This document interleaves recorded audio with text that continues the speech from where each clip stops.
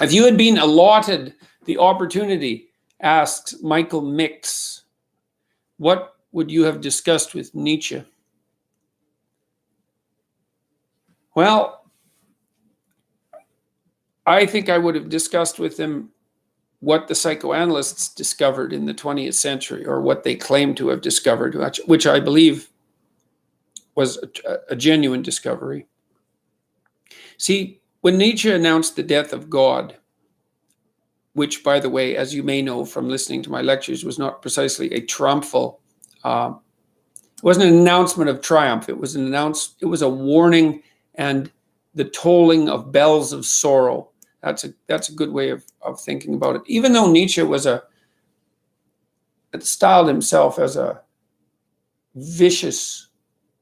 intellectually vicious critic of institutionalized Christianity, which he certainly was, he was also a strange friend to the faith. I think in the most fundamental sense, that's the truth. He wrote some things about Christ, for example, which were very positive. And I think the reason he understood as well how important the narrative substructure of the Judeo-Christian tradition was to the maintenance of Western civilization. He's one of the people I learned that from, So when Nietzsche announced the death of God, he did it sorrowfully, and then he tried to think about what we might be able to do about that, because it was going to lead us down two bad pathways, either towards nihilism and the belief, or what would you call the direct experience, that because God was dead, everything might be permitted, as Dostoevsky pointed out, or totalitarianism, which would arise as a rational substitute for the dogmas of religion. And he knew that both of those would be catastrophic occurrences. And so he was trying to figure out what we could do to heal ourselves, I suppose, as a consequence of this great loss, because Nietzsche also believed, well, I mentioned this, that, the belief in God, which is not something so simple as belief in, a bearded man in the sky. It's sad to even have to say that, and maybe it's not necessary, but at least, more profoundly, that the death of the idea of a universe ordered by something that's akin to the living and conscious and aware and intelligent. It's rough to replace that with pure random meaninglessness. And of course, that's the pathway to nihilism. Anyways, Nietzsche thought we would have to create our own values to replace those that would fall because of the death of Christianity. And the psychoanalysts, Freud and Jung, particularly Jung, but Freud began it, I think, and Jung made this explicit, I think, found a fatal flaw in Nietzsche's theorizing. And maybe it's a fatal flaw in relationship to modernism per se, even to the idea of rational thought itself as master of its own house. You can't make your own values. Like, you can aim, you can direct your life, you can cooperate in determining the values that you pursue, but you cooperate with forces in yourself that aren't you and can't be made you, not in any straightforward way.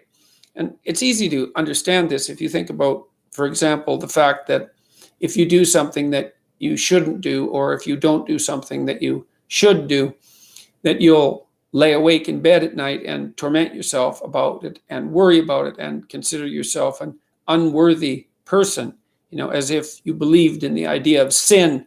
It's a very strange thing that there's an ethic that calls to you from within that you can't control, that holds you responsible for your actions. And that's just one of many sub-personalities, in some sense, that are operative within people. I mean, it depends, I suppose, on how integrated their personality is. The less integrated people are more different depending on what emotional state they're in. But, the you that's overwhelmed with grief, or the you that's overwhelmed with love or lust, or the you that's overwhelmed with anger, possessed by those things, is really often by no means the same you that you like to think of yourself as when you're under full conscious control and in your normal state of mind. I mean, even the idea of drunkenness, intoxication, that's possession by a spirit, right? That's why whiskey is a spirit. It's the spirit of Dionysius. And you drink and you become something that you normally aren't. They say in vino veritas, but it's not necessarily reasonable to believe that everything you do and say while you're intoxicated by alcohol is true. The point is that there are multiple personalities at work within you, and they have a fair bit of autonomy, like a strange autonomy. If you could just create your own values, you could imagine, in some sense, you'd be doing what Raskolnikov tried to do in Crime and Punishment, which is a book I'd really recommend. So he believed that Nietzschean idea that you could create your own values. And as a consequence, he decided to murder a terrible old woman who was oppressing many of the people in her neighborhood and seemed loved by no one and hated by everyone, and who was a vicious slave master to her not very bright niece. And Raskolnikov thought that he could do away with her, that would get him out of some financial trouble, and then he would do good things with the money.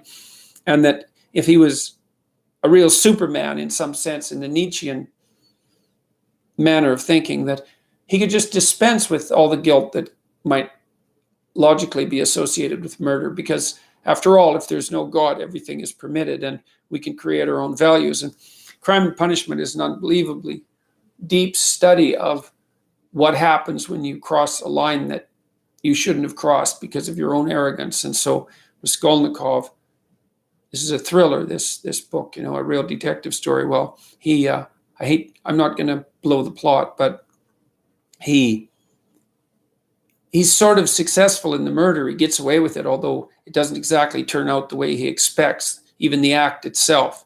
But what he discovers in the aftermath of what he did is that he was nowhere near as in control of himself and his personality and his emotional reactions as he thought. And he tortures himself for a very long time with very interesting psychological and social consequences, as well as driving the plot ahead very rapidly with what he's done. Absolute, stark, traumatized disbelief at what he's done. And so what I'd like to ask Nietzsche, because that's the question that I'm supposed to be answering, is, given the mutability of man, the fact that we are composed of multiple subpersonalities, which, by the way, was something that Nietzsche actually mentioned, and that I believe that both Freud and Jung relied on when they were formulating their psychoanalytic theories, given the fact that we aren't masters of our own houses, given the fact that we're divided amongst ourselves, how in the world is it possible for us to develop our own values when we're a mass of internal contradictions, and each of those contradictions is a consequence of something live trying to make its case made? Like if you were your own creation, whatever that might mean, if you were in full control of your own consciousness and emotions and motivations, well, then you certainly wouldn't be guilty about things you didn't do or did do, because you could just revamp your value structure at will to optimize, let's say, your emotional state.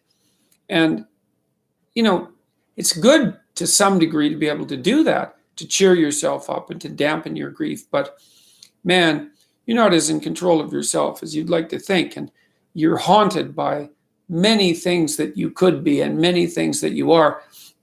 One of the things that really terrified me, I think, enough to change the way I was living when I was studying psychology, was that encounter with that psychoanalytic idea that you're not alone in your psyche. You can even tell that if you're a student, if you're trying to read something that you have to read. There's a difference between reading something you have to read and something that you want to read. If you want to read it, you can just read it. If you have to read it, you might not read it at all. You might just procrastinate endlessly. Even if there's an important outcome like an exam, even if the consequence of that exam might be failing a course and destroying your academic record, you'll still find yourself very resistant to read the paper unless you happen to be personally interested in it. And that's so interesting too, because even at that level, you're not the sort of person that can create their own values, man. You can't even convince yourself to read a piece of complex writing if you're a university student enrolled in a course that you chose that assignment is part of. And so that's a pretty good indication of just how many directions you're pulled in simultaneously. So I would really like to discuss that with Nietzsche. I would like to know what he thought about that.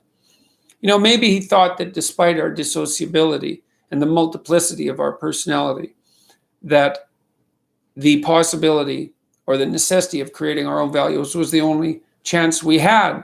But what I learned from Jung, and this is probably the most profound thing I learned, I think, of all the things that I know, perhaps, is that values aren't created, they're discovered. And they're discovered through a consultation with the parts of yourself that you're not conscious of, that you're not fully conscious of, that aren't fully articulated elements of your primary personality. You have to discover what your values are.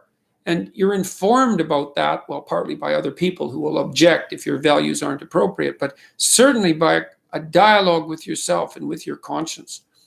That's a very important thing to know. It's part of the reason why I think that you need to tell the truth, because you're forced to negotiate with yourself to operate properly in the world. And if you've warped yourself, let's say, or some elements of yourself by engaging in self-deception and lies, and you're not now, because of that, you're not who you could be, and you don't live in the world as you should live in it, then when you discuss with yourself what your value should be, it will be as if you're discussing it with someone that you can't trust. And that's not good. Like, you can't afford that. Life is difficult and it contains many pitfalls. And unless you're careful and you sort yourself out properly and you aim high and walk on the straight and narrow path, you don't have a hope of understanding where you should be and at what time when the crisis hits. And the crisis will hit. So you want to get all those little sub-personalities in line if you can. It's part of the reason, for example, why Jung thought you had to integrate your shadow, which is the dark part of your character.